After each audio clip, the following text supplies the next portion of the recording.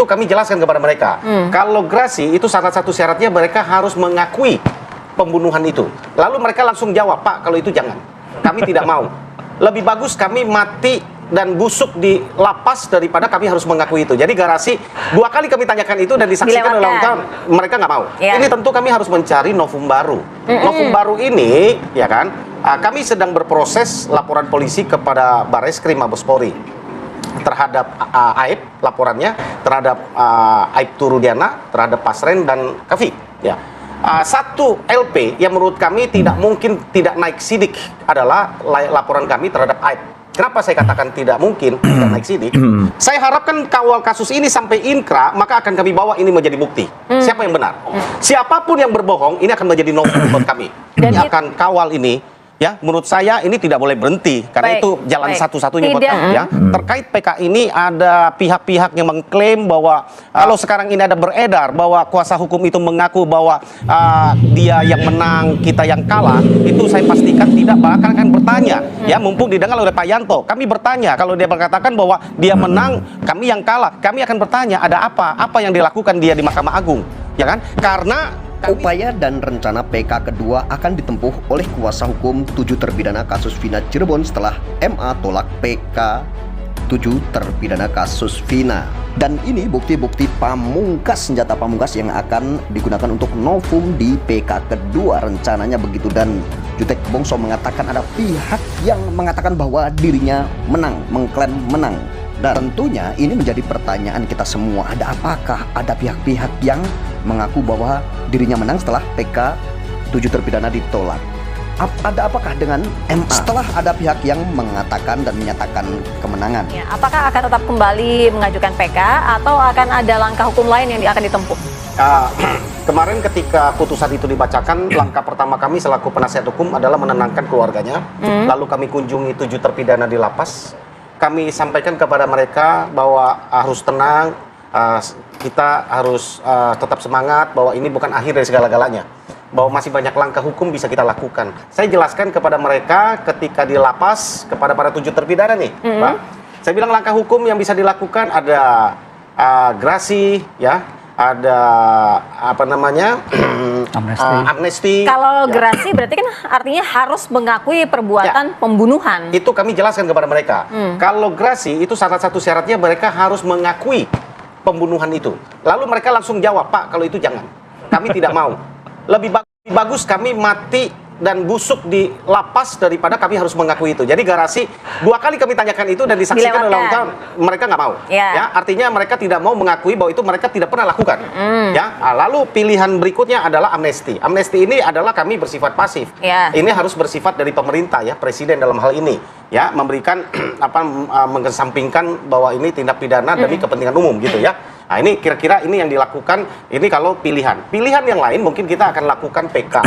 PK ini tentu kami harus mencari novum baru. Novum baru ini, ya kan, kami sedang berproses laporan polisi kepada Bareskrim Mabes Polri terhadap Aib, laporannya terhadap Aibtu Rudiana, terhadap Pasren dan Kavi. Ya. Satu LP yang menurut kami tidak mungkin tidak naik sidik adalah laporan kami terhadap Aib. Kenapa saya katakan tidak mungkin tidak naik sidik? Kami melaporkan Aib ini memberikan keterangan palsu. Tadinya kami melaporkan Aib dan Dede sebelum Dede mengaku. Ketika kami melaporkan Aib dan Dede, tiba-tiba Dede datang ke Pak Deddy Mulyadi dan mengaku bahwa betul yang dia telah berbohong. Yang dia ceritakan itu bohong. Tahun 2016 lalu kesaksian dia yang membuat para terpidana ini dihukum itu tidak pernah dia tahu, bukan dia tidak hadir dan dia tidak melihat apa-apa. Artinya ada salah satu yang berbohong. Ini nggak mungkin nggak naik ke sidik. Kalau nggak Dede yang benar kan Aib yang benar. Ini tugas Pak Polisi untuk buktikan. Saya harapkan kawal kasus ini sampai inkrah, maka akan kami bawa ini menjadi bukti. Siapa yang benar? Berarti kan ada ketidakbenaran. Tadinya mereka kompak mengatakan ini, melihat secara kasat mata mereka ini, klien kami ini 7, 8 orang ini adalah pelakunya, 3 DPO yang nggak tahu limbahnya di mana. Ya, ternyata Dede mengatakan ini bohong. Ketika dia mengatakan bohong, berarti ada salah satu yang berbohong. Siapapun yang berbohong, ini akan menjadi novum buat kami. Dan itu yang akan diajukan dalam PK. Iya, apalagi terhadap kasus Pak Rudian, oknum ya, saya nggak sebut nama ya. Kami laporkan kan gitu ya. Kami laporkan ada dugaan penganiayaan. Ini sudah diamini oleh institusi polisi sendiri dan sudah diambil tindakan. ya oleh sidang etik 2016 lalu. Lalu lembaga Komnas HAM sudah mengamini bahwa ini ada terjadi ya dugaan penganiayaan itu. Begitupun LPSK. Ada press release-nya mengatakan demikian. Ya, lalu menurut saya apakah dengan hanya kode etik pidananya berhenti? Ini kami tuntut pidananya pertanggungjawabannya. Apalagi menurut para klien kami anak-anak yang korban bahwa penganiayaan itu bukan hanya itu yang dihukum kode etik kemarin, ada yang lain yang kami laporkan. Pak polisi silakan dong. Pak. Iya, Ya kan, baik. itu aja silakan. Baik. Itu kan kami akan kawal. Kemarin Keren. alasannya takut mempengaruhi hasil PK.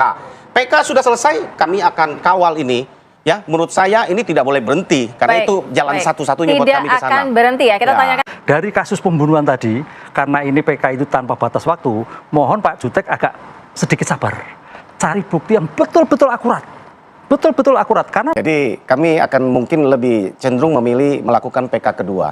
Ketika PK 2 seperti yang Prof. Hipnu katakan, kami akan matangkan, kami akan cari novum yang benar-benar baru, dan tentunya kami berharap dan menunggu momen yang tepat. Ada hakim seperti Pak Eman di Bandung yang sama gitu ya, ada di Mahkamah Agung gitu, kira-kira yang berempati, mempunyai rasa kemanusiaan yang tinggi ya, yang dapat melihat secara objektif, yang merasakan bukan hanya secara formil tapi merasakan hukum yang berkembang dan bertumbuh di masyarakat ya, karena itu hukum tertinggi ya, karena filosofi hukum kita mengatakan kalau sesuatu belum diatur oleh hukum maka hakim pun wajib mengukurnya dari hukum yang berkembang di tengah-tengah masyarakat sosial, dan itu harus menjadi salah satu pertimbangan. Iya. Ya, jadi Mbak, kami mau sampaikan bahwa kami akan terus berjuang ya terkait PK ini. Ada pihak-pihak yang mengklaim bahwa mereka ini berjasa menggagalkan PK ini menjadi ditolak. Saya mau katakan bahwa pengajuan PK ini bersifat pengajuan permohonan sepihak kami kepada Mahkamah Agung.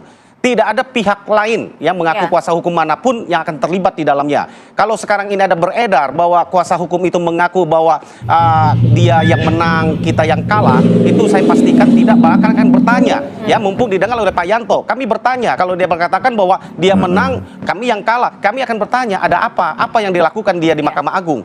Ya kan? Karena setahu kami memohon selaku kuasa hukum daripada terpidana, penasihat hukum, dan pihak lain itu tidak melakukan apa-apa. Kalau dia melakukan amicus curiae, itu adalah siapapun boleh melakukan, tapi bukan jasa. Jadi jangan mengklaim bahwa ini adalah siapa menang, siapa kalah, apalagi membawa nama organisasi yang menangani dan sebagainya. Menurut saya hati-hati ya, karena di dalam hal ini sekali lagi saya katakan, kami bersifat memohon, dan ketika permohonan kami itu tidak dikabulkan, itu adalah pertimbangan hakim semata. Ya. Tidak campur tangan dari pihak manapun. Baik, Gitu. baik. Bang Jutek tadi sempat bilang ya kalau keluarga dari para terpidana ini tidak setuju ketika Bang Jutek mengajukan untuk gerasi. Nah, Ya. artinya tidak akan dilakukan itu sama sekali, walaupun Bang Jutek sebenarnya juga menawarkan hal itu ya.